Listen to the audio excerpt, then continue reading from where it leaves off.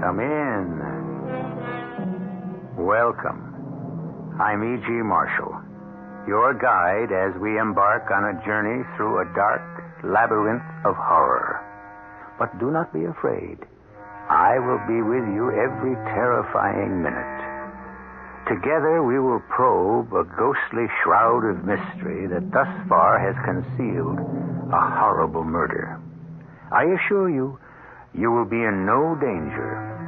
All that you see and hear takes place in your imagination. You cannot lose your life. You can only lose your mind. Our mystery drama, Brain Drain, was written especially for the Radio Mystery Theater by Ralph Goodman and stars Paul Hecht. It is sponsored in part by True Value Hardware Stores and Buick Motor Division. I'll be back shortly with Act One.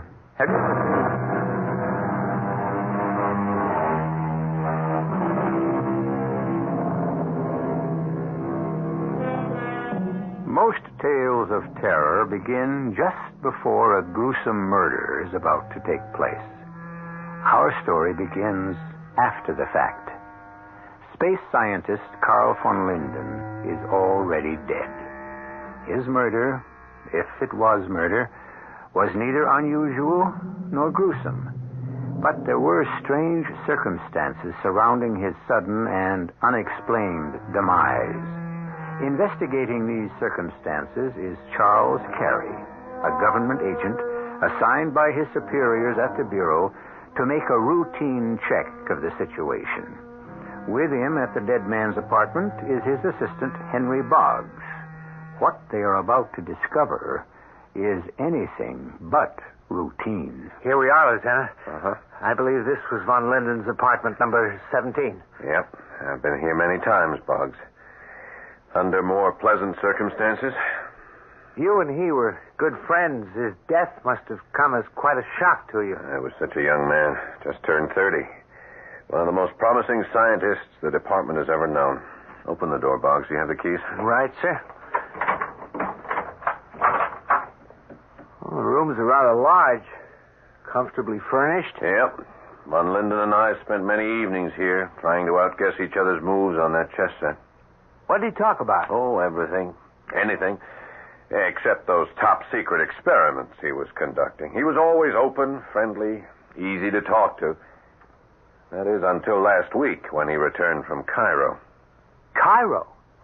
Well, then these must be the souvenirs of the trip. Excellent photos of the pyramid. Yeah, he showed them to me. There's one picture there that still baffles me, though. Which one? This one, here. Von Linden standing at the entrance of a large pyramid. You see, look, he's standing at one side, looking to his left, smiling, as though he was being photographed with someone else. But there's no one else in the photo, huh? Well, now that you mention it, that is rather strange. Did you ever ask him about it? No. He didn't seem to want to talk about that trip. There was this girl, Tara, I believe her name was, a young woman with a strange hypnotic quality. He was glad to return home to escape her spell. Well, you don't think this Tara could have had any connection with his death? That's not likely. She was in Egypt when he died. She called him just before he had that fatal stroke. No, unless there's some way you can kill a man through hypnotic suggestion, we'll have to rule Tara out as a suspect. Here, have a look at her. Among these photos? No, on this easel. There's a painting von Linden made from memory when those nightmares began. Nightmares? Yeah. Look at this face, huh? Hard to believe someone as beautiful as this could give you nightmares. Oh, fascinating green eyes. Even more startling when contrasted with raven black hair. Who was she, Boggs?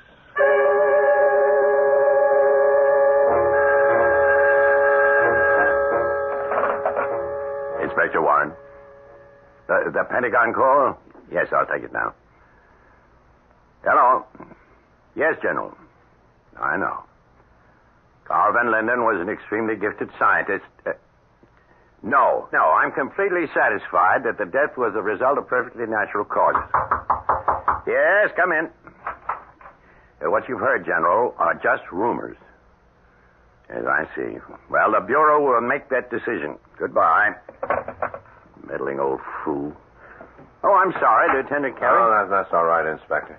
No, I'm sorry, but I'm here to give you as much trouble as the General. Oh, about what? The death of Carl von Linden. Oh, look, Carey, I know von Linden was a close friend of yours. But there's no mystery here. I've been going over your file. You've done an amazing job for the Bureau, and we're grateful. Inspector. I've also noticed you hadn't had a day off since last November. Are you suggesting I take a vacation? Oh, there's nothing unusual here.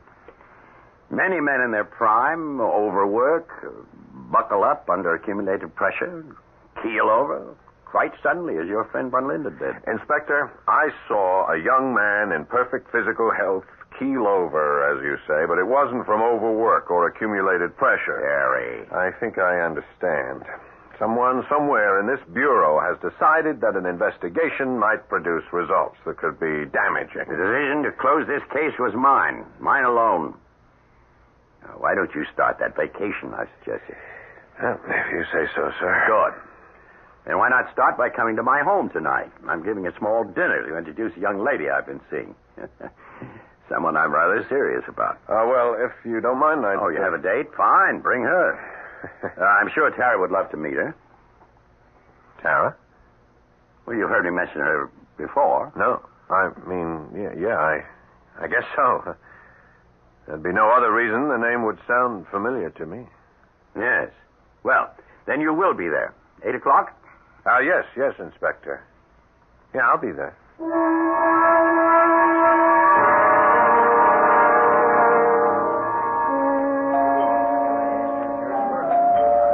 I'll get that, Charles. Carey. Inspector. Come in. I'm so glad you could come. Thank you. I guess you're out on the patio. Here, let me take your coat. Thanks. I imagine you're anxious to meet Tara, the young woman I told you about. Yeah, very. She's quite a bit younger than I am.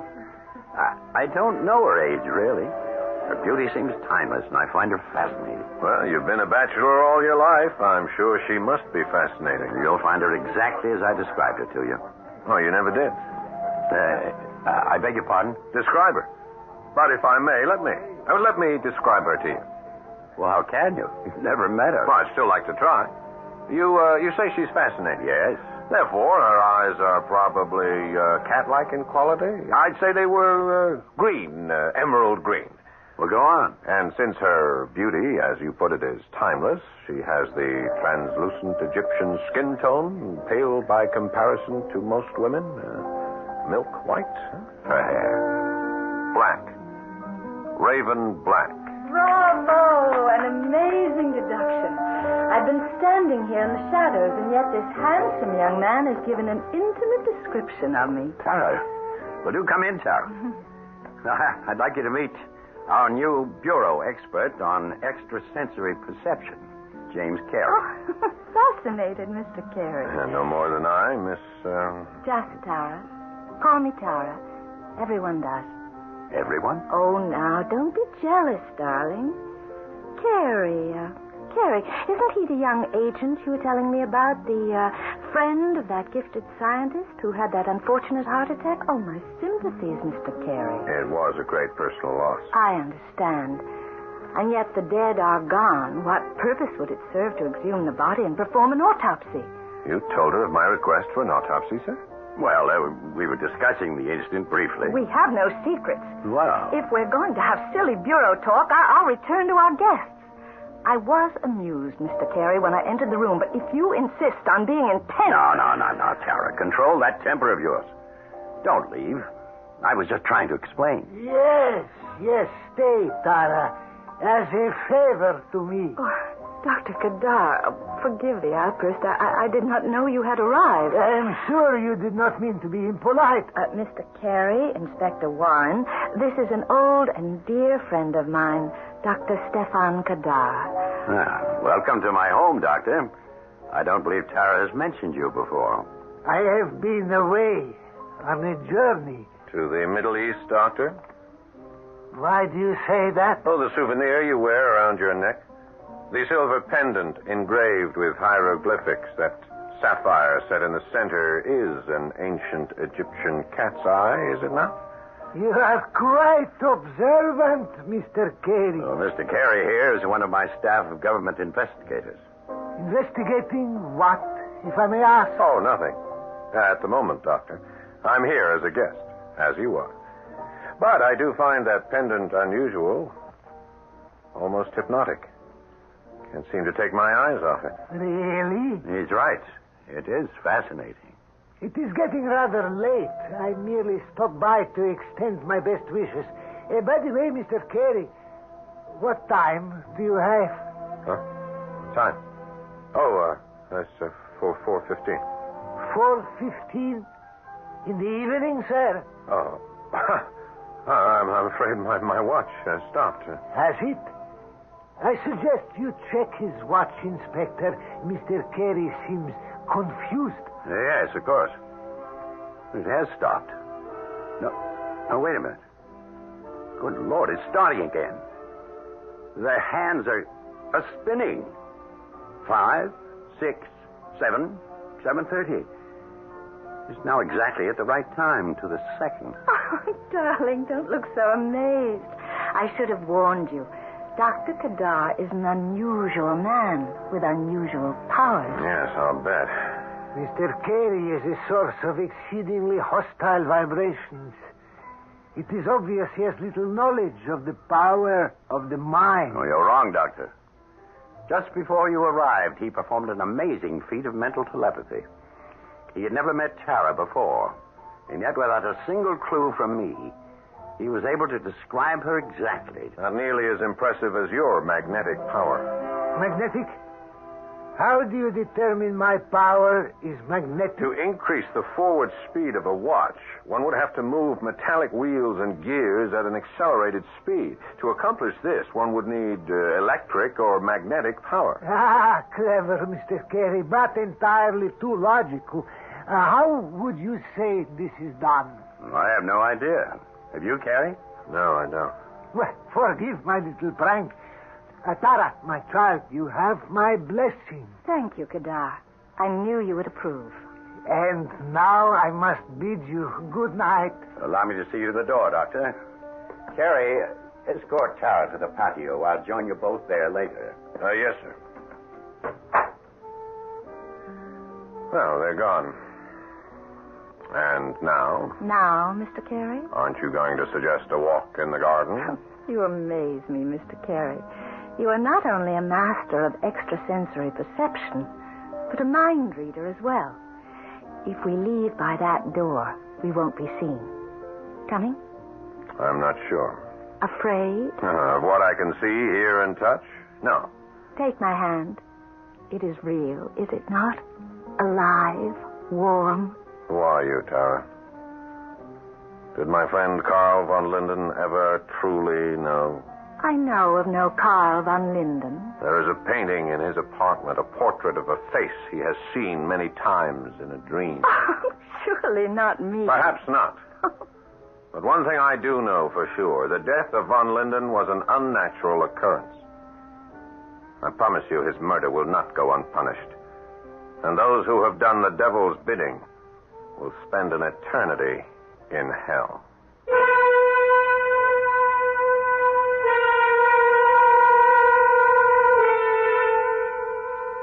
We have a determined investigator in Lieutenant Charles Carey. Tara seems innocent enough, and yet her resemblance to the portrait in von Linden's apartment is too remarkable to be coincidence. Inspector Warren's fascination for the young woman could prove to be a stumbling block, unless Carey can come up with cold, hard evidence linking his suspicions to fact. I'll be back shortly with Act 2.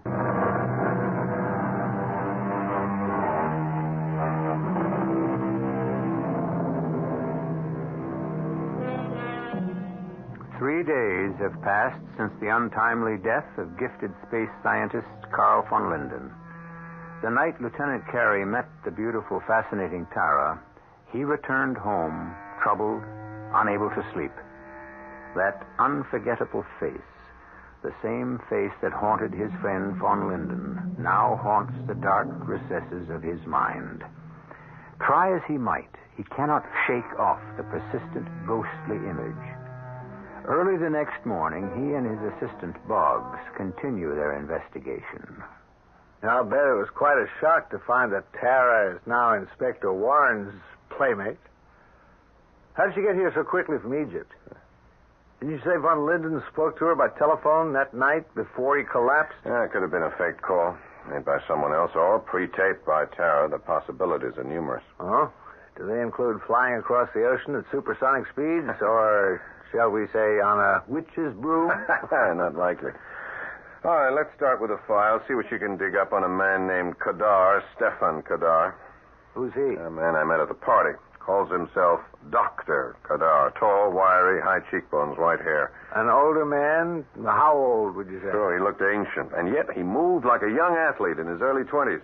You think he's mixed up in Von Linden's death? I have a feeling there's a connection. Tara and this Dr. Kadar? Yeah. They seemed strangely close. I got the impression she's afraid of him. I'm going to stop off at Inspector Warren's office, make one last attempt to get his okay for that autopsy. That would help. I'll see what you can find on Kadar. I'll meet you at the inspector's office in 1 hour. Gotcha. Oh, and Carrie. Yeah? From what you've told me, someone out there doesn't want any further digging into this affair, so be careful.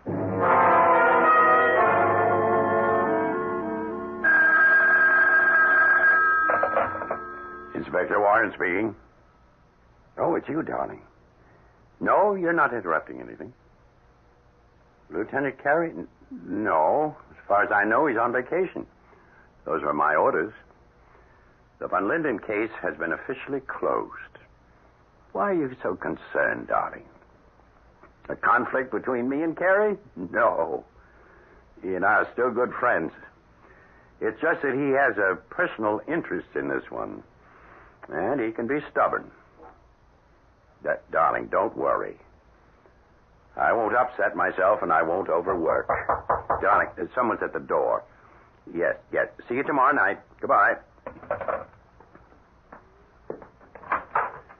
Boggs, what are you doing here?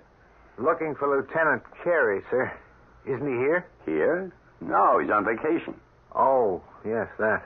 Well, he's still disturbed about the Von Linden matter. He said he'd stop by to see you again about that autopsy.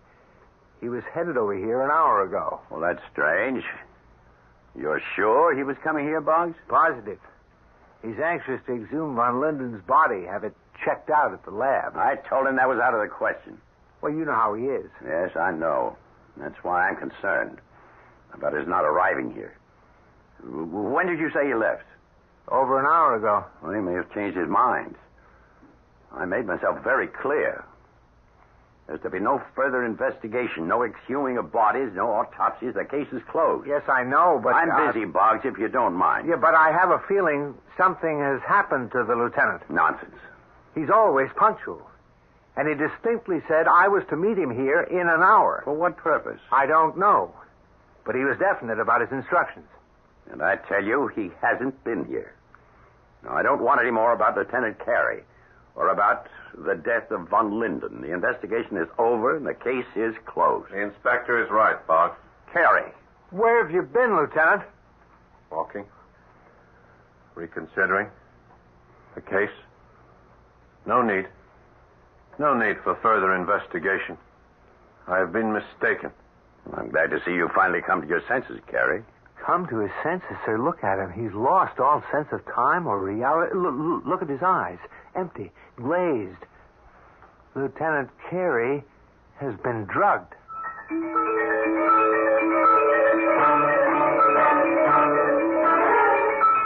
How do you feel now, Lieutenant? I'm better. Still a little shaky. The inspector's with the doctor. Uh-huh. You had a rough time for a while. Yeah, my head sure feels like it. Can you remember anything? Anything that might give us a lead on how you came to be in this condition? Well, I do remember leaving the office, heading for the elevator. On the way, somebody I haven't seen before said there was a call for me in Major Carlson's office. He's been transferred, you remember, to Rhodesia. So I picked up the phone, and a voice that was so familiar. It said, Yes? Don't press so hard, Carey. It'll come to you. But an hour completely dropped out of my life? Not to mention the 6 hours following. What did the doctor say, Inspector? You'll be all right. There's no official conclusion on what actually happened to him. The lab reports all look normal. Normal. All because we're checking out a death that the Bureau refuses to classify as a murder case. Perhaps I have been a bit stubborn about this. At first, things did look normal. But now, I just don't know. You can find out. How? Okay, that autopsy.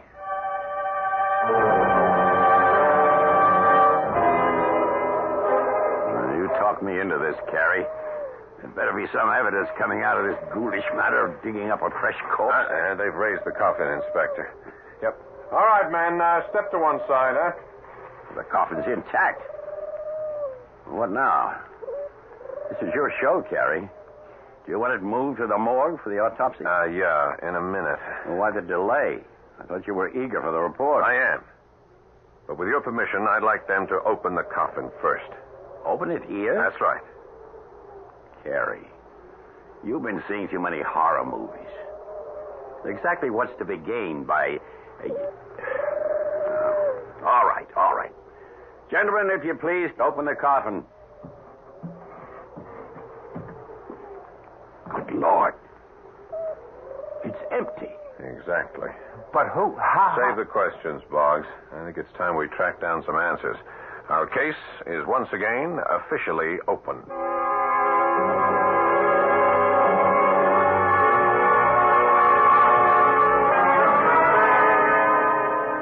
After 2 days of digging into the files, we don't seem to be any further along than we were before. Nothing on Kadar?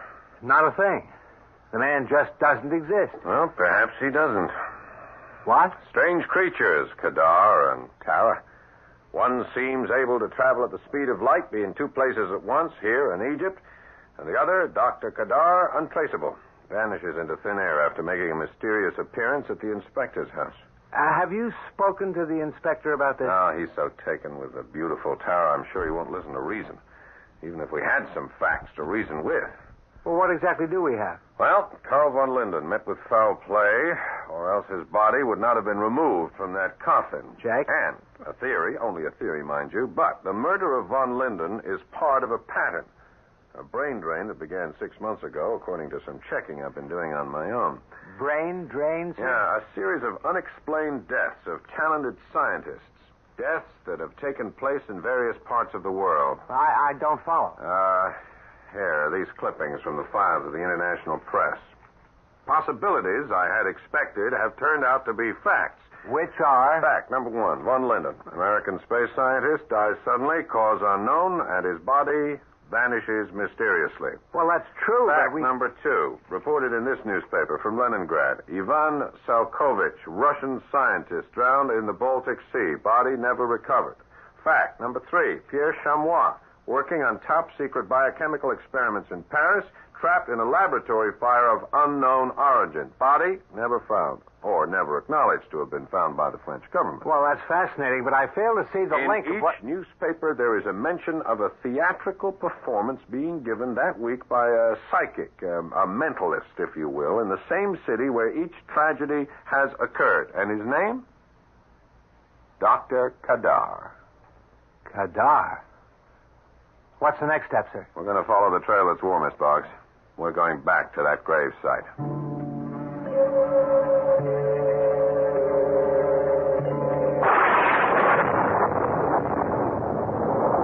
There's the entrance to the graveyard, sir. Yeah. Right up ahead. You got your flashlight? Yeah.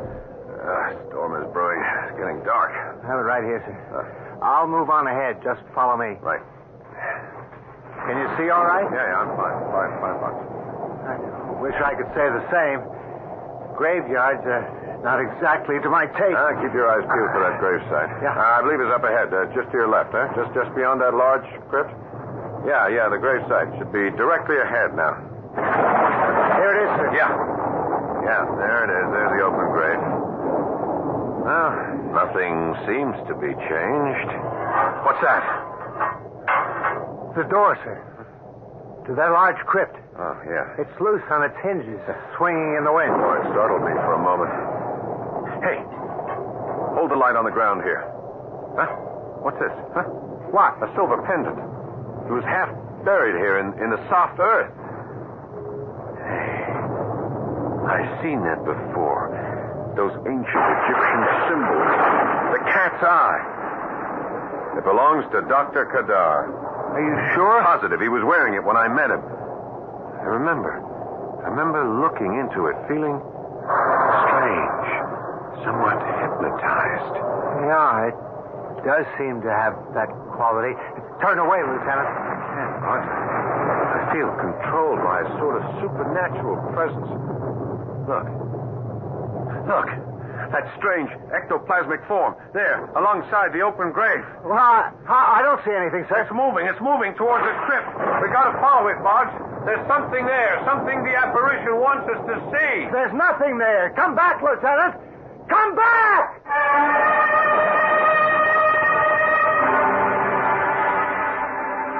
Yes, the mind is a fragile thing. And when it is under pressure, it has been known to conjure up strange, frightening illusions. Did Lieutenant Carey actually see something hovering over the open grave? What strange force has taken control of his will? What lies waiting in that ominous crypt? We'll find out more about this deadly situation when I return shortly with Act 3.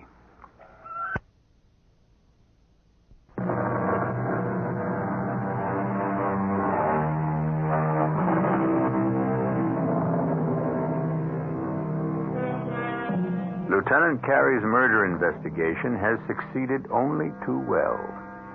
It now looks like it may also succeed in adding the names of both Carey and Boggs to the list of unfortunate souls who have suddenly vanished. The sound you hear is a bubbling brown liquid from which emanates a shower of multicolored sparks. Giant electric coils slither up toward a mirrored ceiling, which is about to reflect an unspeakable evil.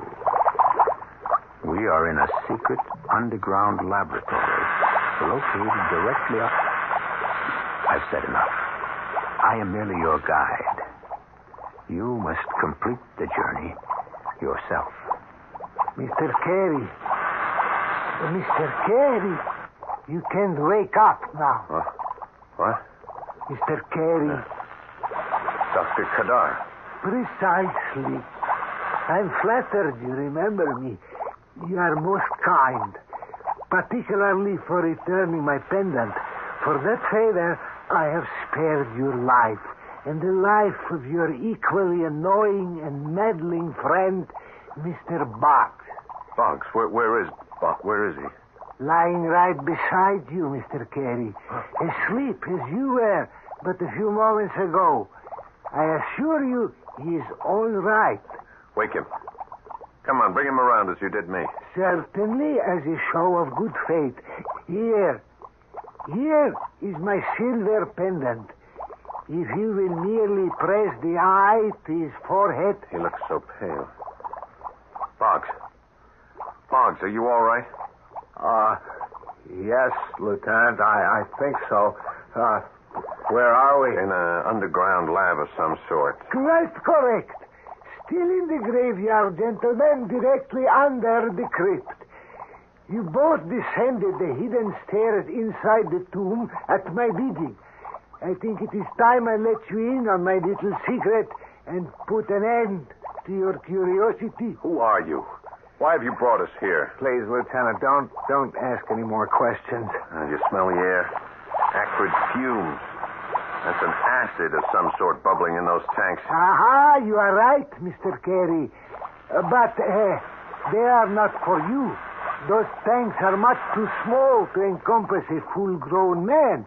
If you will look more closely, you will see they're merely the size of your head. Besides, they are already filled. Filled? With what? That, gentlemen, is my secret. If you will both follow me to this electronic panel, I use it as a control board. Control? To control what? This way, if you please. As a friend of Dr. Karl von Linden, you will be interested in what I have to show you. Von Linden? Yes. And Pierre Chamois. And Professor Salkovich as well. Are you implying that these 3 acid tanks have something to do with the 3 men who have been murdered? Murder? That's strong word, Mr. Carey. I have murdered no one. The men I have made reference to are still alive. Alive? Von Linden, Chamois, and Salkovich alive? In a medical sense, yes. When a man drowns or is horribly burned in a mysterious holocaust or merely collapses from sudden increase in heart rate, he is not necessarily dead. His body may be rigid, completely immobile, as these 3 you see here in this hermetically sealed glass case. Von Linden. And the other 2 must be Chamois and Salkovich. But as long as the brain continues to function, medically, a man is still alive. These 3 gruesome corpses alive? Come, gentlemen, you are looking in the wrong direction. Here are von Linden, Chamois, and Salkovich. Here, in these bubbling tanks, each containing one magnificent specimen of a superior brain. A living brain, if you will, kept alive by me. You go. Careful, Boggs. He's got his hand on that control panel. Electric charge. He's not... No. Just stand. He will be all right. But that was rather foolish. But where did that bolt of power come from? That? Oh, that was through the courtesy of Mr. Chamois. I merely pressed this button to activate his brain and direct the power surge. Mr. Chamois did the rest. Unbelievable. Yes. Considering only one brain was activated. Imagine, if you will, the deadly destruction that would ensue if all 3 were activated at once. What hit me?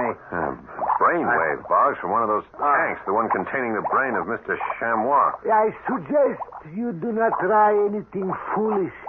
I do not wish to harm you, gentlemen. As I told you, I am not a murderer, merely a man of science devoted to organic and biochemical experiments. Yeah, you mean like the one you conducted in France? The explosive gas, one that causes laboratories to go up in flames? One of my minor efforts. Actually, it's a refinement of the ancient Egyptian fire. The container need not be cumbersome. A small lead-encased perfume vial set to go off at the precise moment. Yeah, we already know the way it worked on Professor Chamois. The poor fool. He was too in love with my beautiful Tara. Her perfume spray left in his coat pocket. Tara has been most helpful. She has brought me 3 magnificent specimens. But brains without bodies? I have no need for bodies, Mr. Carey. I have accomplished my objective. Superior brain power. A living, thinking power. Celebrating at my command. It is I who control them. And with them, I now have the power to build or destroy. As I wish it. When I wish it, where I wish it. I will admit that little experiment you just demonstrated was impressive. For a minor achievement.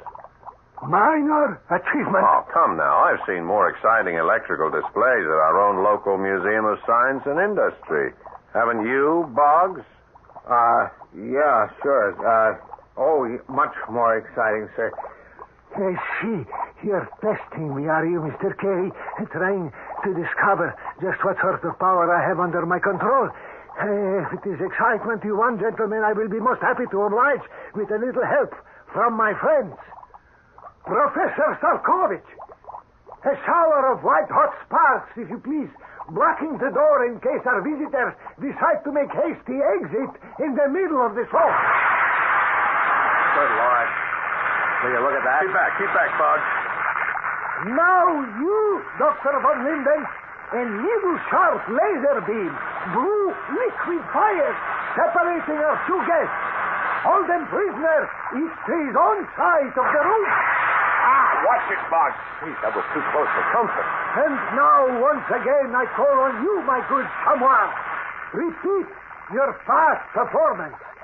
Strike Mr. Boggs with a kinetic bolt of current. This time, increasing the power to killing a crazy... No, wait. Stop. You've proven your point. Dr. Kadar, we've seen enough. I hear you, Mr. Carey. And so it seems of Salkovich, Chamois, and Von Linden. The electrical display, as you put it, is over. I must admit, that was really something. Thank you. It has not been easy to develop this violence. These men are peaceful by nature. At times they resist and are not easy to control. You mean you shock them? That's how you control them? With embedded heated electrodes. They have no love for me, my three professors, but they obey. And soon I will have more corpses, more brains. And that's where Tara comes in. Yes, most beautiful child. But like most beautiful women, she has an insatiable need for power. Which you provide. But why has she bestowed her gifts on Inspector Warren, huh?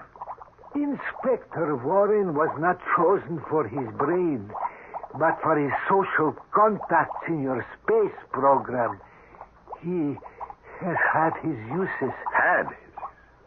At this very moment, Tara is placing a small vial in his coat pocket.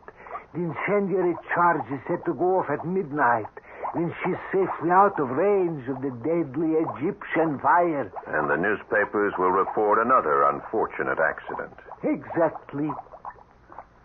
It is just past 11:30. You're not thinking of anything heroic right now, are you, Mr. Carey? No, I was thinking about your three captive professors, how they must hate you. Hate me? Yeah, well, they must know what you have done to them, how you torture them, and for what purpose. What if they were to make a concerted effort to fight back? How much damage do you think they could do? Huh? The thought is too fearful to contemplate. But what if they try, Doctor, and succeed in wresting control from you? It's impossible. I am in full control. Well, then there is no harm in my urging them on, is there? Carl, do you hear me? Join forces with your tortured colleagues. Combine your mental powers. Rid yourselves of this madman once and for all. Stop! You are confusing No, them. I don't think so, Doctor. I think they know exactly what they are doing. The beam! The laser beam! No, Von Linden! Stop! He's turning that missile beam towards me! Yes, that's it, Carl. One surge of power. Destroy it all, and you're free. The fire! It's blinding! The vials, sir. They're all exploding. Run for it, Boggs. Run for it, or we'll never get out of here alive.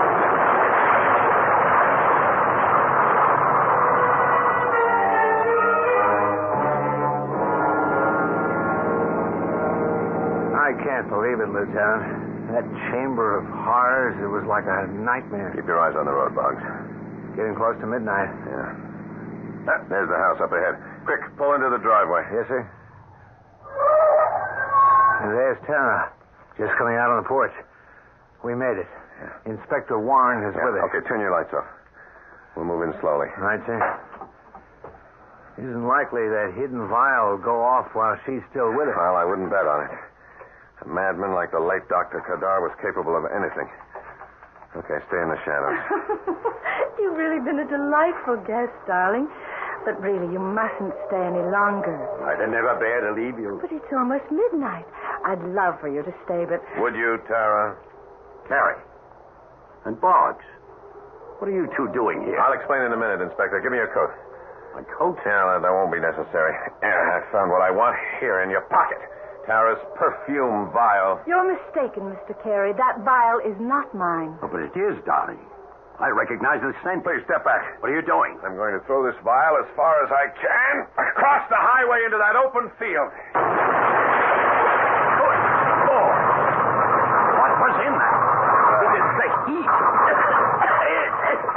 suffocating.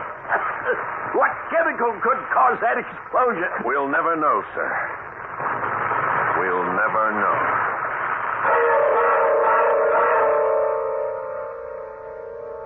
They say Inspector Warren was quite devastated at the thought that his sweet, innocent Tara was fooling around behind his back.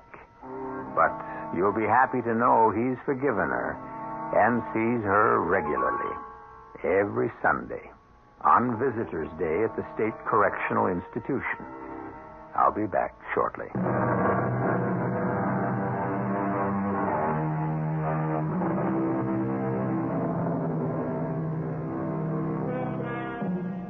Most crime stories have a message. Ours do not. They are offered as pure entertainment.